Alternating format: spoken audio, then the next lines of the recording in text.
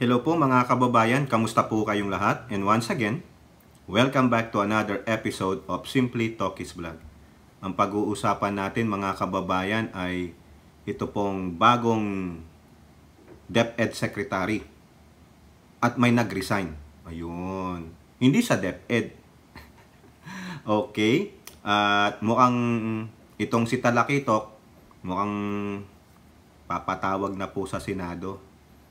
Pero bago po tayo magpatuloy, tayo po ay magbibigay pugay at pasalamat sa lahat ng ating channel members, followers, subscribers, nagla-like at nagsishare ng ating mga videos, sa mga nagbi-video replay, sa mga nagsishare ng kanilang blessings, sa mga nanonood ng ating videos, katuwang natin sa LS, diyan po sa comment section. Sa mga hindi pa po nakakaalam, tayo po ay nag-LS during summertime dito. Walang pasok ang mga bata. Pero we will try to do live streaming, continue it. Hahanap lang tayo ng tamang oras kasi magbalikan tong mga to sa school. Masarap ding mag-LS kasi nakaka-engage tayo sa inyong mga live comments. At yung mga tanga-tanga na hindi naman naka-subscribe sa atin, nag-notify, pinag-uusapan tayo. Na puro lang daw tayo upload at premiere. O, ganito kayo, diba? Mga pakialamerong marites, no? Hindi mo na magsaliksik bago ikuda ang bibig, no? Kung wala namang alam sa politika, ang alam pala, puro marites lang, doon na lang kayo sa entertainment, huwag kayong mamulitika.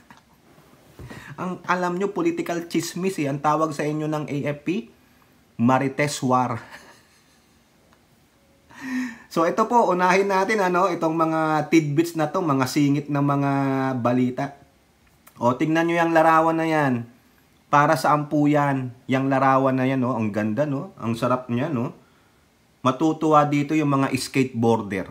Yung mga nag-skateboarding, Sila, yung mga galing mag-skateboarding na gano'n. Di ba, ang sarap niya, Biruin nyo, downhill, tapos biglang gaganon, tapos downhill. Ang sarap niyan, mga kababayan, Pero hindi po ito pang skateboarding. Yan po ay wheelchair ramp. Ha? Ano? Ilora? Wheelchair ramp yan? Ha? Napanood nyo po ba yung video nito? Yung mga MMDA nagdi-demonstrate nito kasi sila ang may gawa niyan. Katarantaduhan mga kababayan. Imbis na itulak mo yung nagwi-wheelchair o mapabuti, masecure yung WPD, putik, pareho kayong bubulagta dyan.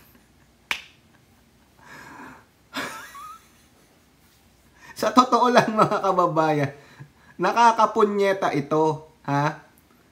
Tignan nyo larawan, kayo ba, kung halimbawa lang, sa palagay nyo gagamitin ng PWD yan, yung mga naka-wheelchair, mostly, kasi yun ang dinidemo nung nung nasa MMDA, ginamit nila, pero patalikod. Yung alalay patalikod, ang purpose nga, makita mo yung dadaanan, bakit mo tatalikuran yung dadaanan? Di ba? Katanga-tanga. Nag-demonstrate pa. Pero katangahan. Pati sila mga kababayan, alam nila nagkamali sila. Di po ba? Nagkamali sila, mamaya bibirahin sila dyan ng isang mambabatas. Pero, ulitin ko, kayo ba? Sa ano lang hindi po ito pang tutuya sa mga PWD. Kayo po ba, just in case, PWD, gagamitin nyo ba itong ramp na to using your wheelchair? Kasi yun po yung dine-demonstrate. Katangahan po yan Bakit hindi nyo nalang lagyan yan ng elevator? Mas safe pa. Putik. Paano pag walang magtutulak doon sa nagka-wheelchair? Mag-isa lang siya. So, ang gagawin niya, hahawak siya dyan sa rail. Kasi ganun po yung dine-demonstrate. Hindi ka naman pwedeng yung facing forward dyan. Baka tumalinsik ka, tingnan, sa bilis ng descent mo, hindi ka makabrake dyan, titilamsik ka. Di lalo pang disgrasya. Naisip ba yan ng mga engineer at yung nagkonsepto niyan? Ha? Sino ba ang MMDA chairman na ito na tanga-tanga?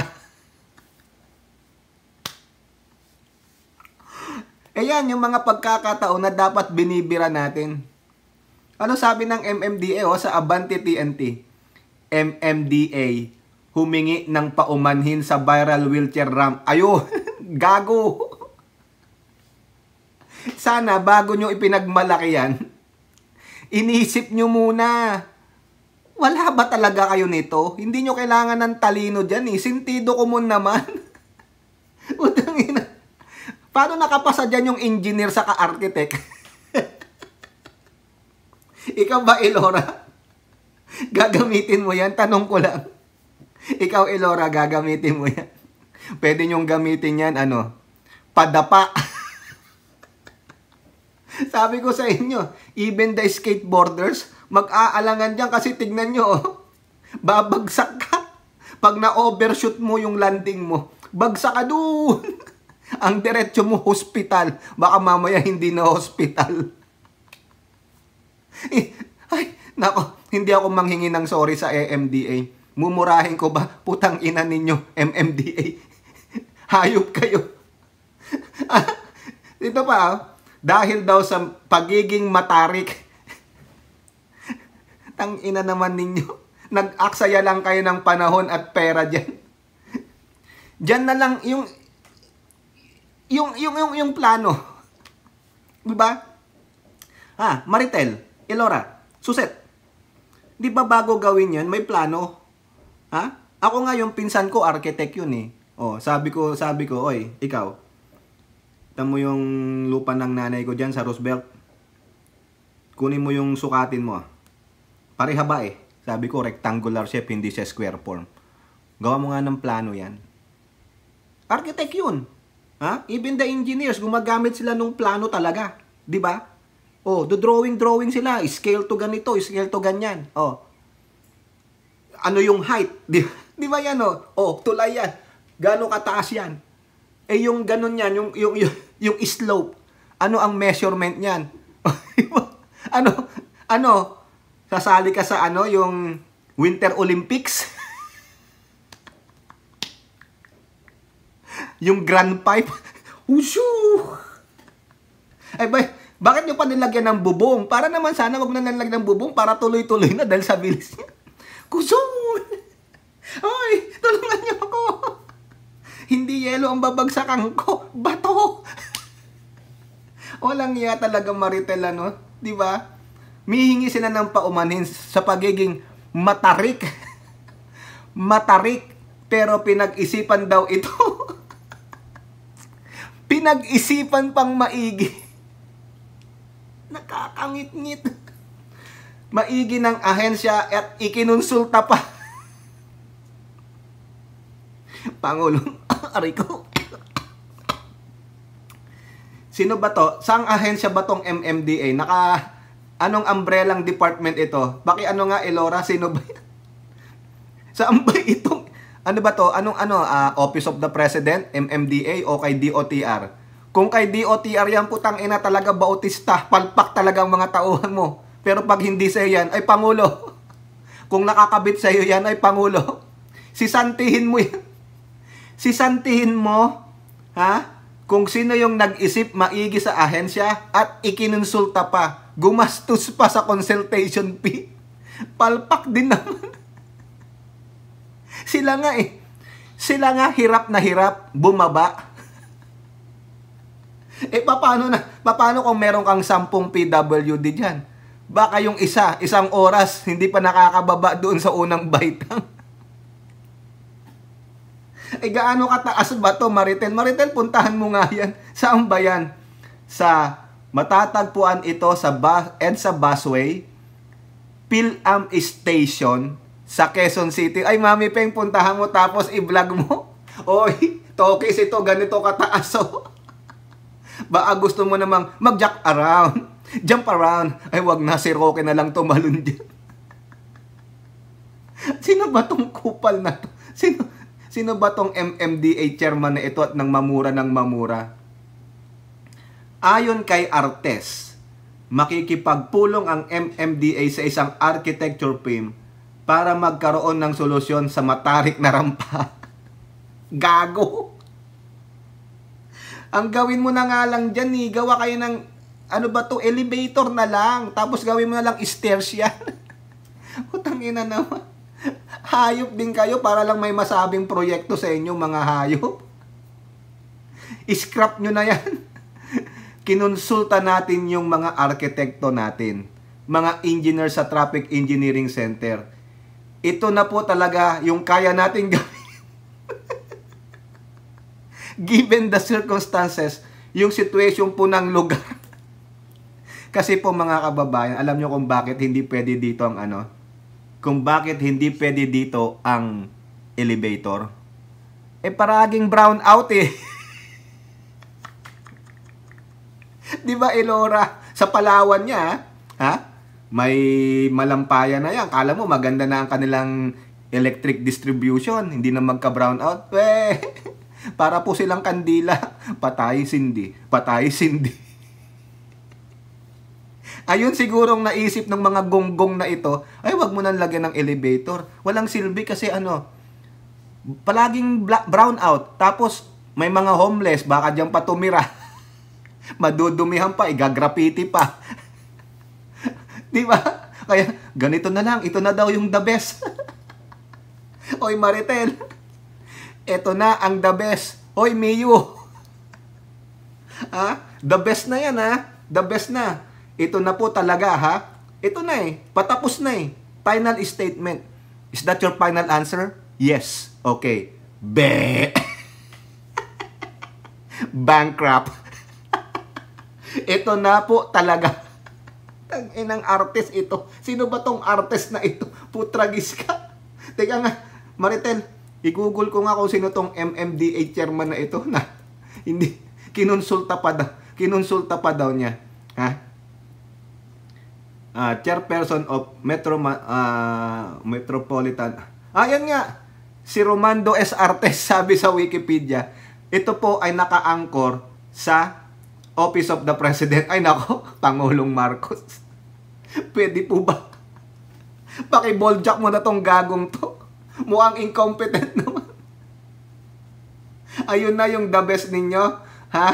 Tag-ina naman. Namnamin nyo yung pang-aasar ni Tokis. Hindi lang po ako nang aasar sa inyo. No? Sige nga, Artes. Ha? Subukan mong ikaw lang ang mag-wheelchair. Nung wala kang kasama na magtutulak, what you gonna do? Baka sabihin mo, help!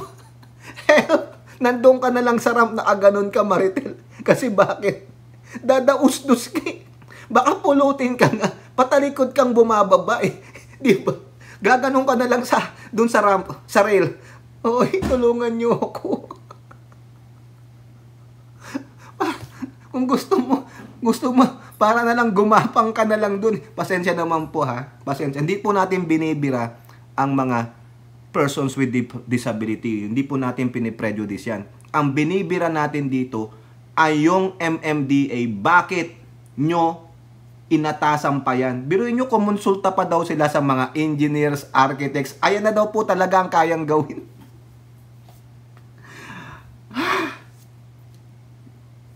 Hindi ko po alam, mga kababayan. Hindi ko alam paano ko silang mumurahin. Ate Beth, paano bang magmura? Okinayo? Baonin na yun. Sa Pangasinesin na nga lang, baonin na yun. Yung ganun.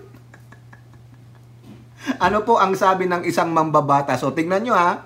Oy, Chairman Artes, hindi lang ako ang bumoboljack sa'yo, Tingnan mo ang mukha ni Grace po. Mona Lisa. Mona Lisang galit, Elora. Tingnan mo. Ganun ba? Ay, ano? Buwis buhay gamitin. Grace po Islam's MMDA for building unsafe. Really yan? Unsafe yan? Buwis buhay yan? Sabi ko nga sa inyo, pag walang kasama yung PWD, paatras siya dyan, pag nakabitaw siya, ganyo! Manood kayo ng mga dames videos sa YouTube, di ba? Tapos yung ramp, for building unsafe ramp for PWs at EDSA Busway Terminal. Hindi maipinta yung mukha ni Madam po, oh. Ha? Diba? Ayan, nagre-react siya sa footbridge. O anong sabi niya? Sa halip na makatulong sa ating mga PWD na sumasakay sa bus, magiging buwis buhay pa ang paggamit na ramp na ito ng EDSA ng MMDA sa EDSA Busway. Ha?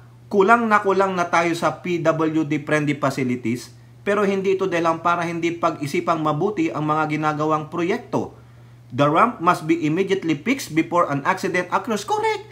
Hindi inisip ng MMDA yan. Yung mga engineers at architects na kuminsulta ninyo, naggumawa niyan, they did not take the safety basta lang makagawa. Tingnan nyo, ano ang anggulo? Ano yung anggulo ng ramp? 14.15 degrees is steeper na napakatarik than the standard for PW ramps under Batas Pambansa 344 o the Accessibility Law. 14.15. Ganun siya eh. Talagang padaus-dus ka. O, gaganong ka dyan. Feeling mo nga, yung alam nyo yung yung sinasabi kong, anong mga game yun? Yung mga Daredevil. O, kayong mga engineer dyan, architect na tumiran yan, kumonsulta, dapat kayong kasuhan dyan. Nilabag nyo pa yung batas. Pambansa 344. Ginago nyo ang mga PWD. Namnamin ninyo. Diba? It's exasperating. O, yung exasperating nakakapagod. Ha? To see millions in taxpayers' money spent on projects like this that endanger safety and life. Correct. You wasted a lot of money and resources and time for that. Tapos sasabihin nyo, ito na lang ang tamin yung magagawa. Government agencies must do things right in using public funds. Otherwise, we are only wasting money and not serving the sectors who need help. Eh, dapat ito ang ihiring. Bakit pinahintulutan pang matapos yan ng MMDA board o whatever they are? Nakakahiya po kayo? Diba? Ayan ang nakakangit-ngit. Yan ang dapat nating binibira. Akala nila nakakatulong sila. Yung pala, hindi. Diba? Mga animals. Ha? Biruin nyo yan. Insulto po yan sa mga PWD. May kapansanan na nga. Ginaganyan nyo pa, tinatarantado nyo pa, mga walang hiya kayo. O, di ba? Tama, mali. It's an insult to the person with disabilities and their caretakers. Papahirapan nyo eh. Kayo nga, hirap na hirap bumaba. Ano ang common sense? Ano ang logic? Why do you will use that ramp tapos patalikod kang bababa? PW ka na nga, gusto mong makita yung dadaanan mo. Sinong matinong tao na maglalakad ng patalikod? Diba? Hoy, sa drama lang yun. Sa mga TV series at movie lang nangyayari yun. Chairman Artes. Ang ina naman, magkano ang ginastos nyo dyan? Hindi sinabi eh. Diba?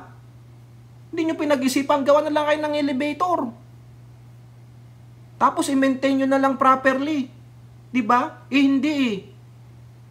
Huwag nyo sabihin temporary fix yan, hindi eh. Ano masasuggest mo, Tokis? Eh, sabi ko, elevator. Diba? Oh, kung hindi kaya ng elevator, oh, ano gagawin? Ito po, mga kababayan, ito yung sinasabi ko sa inyo kanina, no, doon sa LS natin. Yung Pag-asa, dinibank, yung nagsasabing may Yolanda-like typhoon daw po na darating sa Pilipinas. Ang sabi ng Pag-asa, that is a fake news. False report. Ayan. Lalo na yung mga kabilang kampo, no, yung Mamang Bungal na the most interesting man right now in the Philippines with 1 million salary per month. Ha? Kaya, yan, no, sinabi ko, bibigyan ko kayo ng article, oh, yan lang po ha. Hindi po totoo yung sinasabi ng kabilang kampo nila Digong at Kibuloy na meron daw pong Yolanda-like typhoon na darating sa Pilipinas. 3 pa nga yan eh. Oh, anong sabi ng Pag-asa? False report. Oh, dapat kasuhan nyo yan. Diba? O, eto po, isa pa. No? Pahapyaw tayo dito. Si Harry Roque, iimbitahan na rin sa Pogo probe ng Kamara. Ayan po sabi ng Abante TNT. Ha? Iimbitahan na rin si dating presidential spokesperson Harry Talakitok Roque sa joint hearing ng Kamara kaugnay sa illegal na aktibidad ng Pogo sa bansa. Bukod kay Roque, kasama rin sa iimbitahan ng Kamara sina Catherine Cassandra Leong at Dennis Cunanan. nasangkot umano sa operasyon ng Lucky South 99 Pogo sa Porac, Pampanga. Kasi ini-insist ni Roque, no, na siya daw po ang legal counsel ng Whirlwind. No? Whirlwind daw ang nire-represent niya. Kaso itong Lucky South 99, nung nag-file sila ng application together with their organizational chart, nilagay ang pangalan ni Roque. Dinideny ni Roque. At sinasabi niya, hindi siya ang legal counsel ng Lucky South 99. Kasi yun ang illegal eh. Ha? Yun yung nadidiin. Ang sabi ni Chairman Tenko ng PAGCOR, ang nilalabi, no, pinapakiusap, pinapollow up ni Roque, tinutulungan niya ay ang Lucky South 99. He is not representing Whirlwind. Di ba? Binoljak siya dyan ng PAGCOR. Ang kausap namin ay si Roque at si Ong at they are representing the Lucky South 99, hindi Whirlwind. Kaya Roque, magpaliwanag ka. Dapat lang yan. Gustong-gusto naman ni Roque yan. Kasi nasa spotlight siya. Diba? Meron siyang hidden agenda. Pabagsakin ang Marcos administration. Mauna ko munang bumagsak.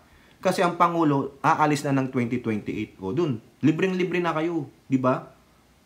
Kaya huwag kayong gunggong. Kala nyo naman kasi, lahat ng gusto nyo, makukuha ninyo. Ano kayo? Ha? Hindi na tulad ng dati to. Ang usapan dito ay Marcos. No? Kung hindi kayang protektahan ni Sara, yung kanyang friend, na sinasabi niya nung campaign, wala. Mga Marcos supporters at loyalists na lang ang pro-protekta sa PBBM, sa First Family. Okay? So ngayon, mga kababayan, may nag-resign. Hindi po si Tamilmil. No?